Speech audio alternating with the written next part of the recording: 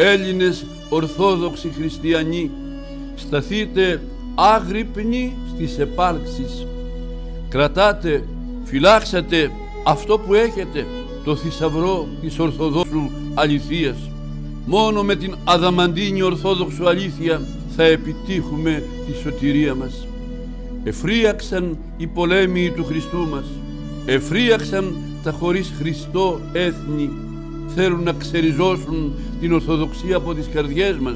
Θέλουν να κάνουν άθρησκη την Ελλάδα μας, την Ελλάδα των πατέρων, των οσίων, των μαρτύρων, των νεομαρτύρων, των ηρώων, των θαυμάτων.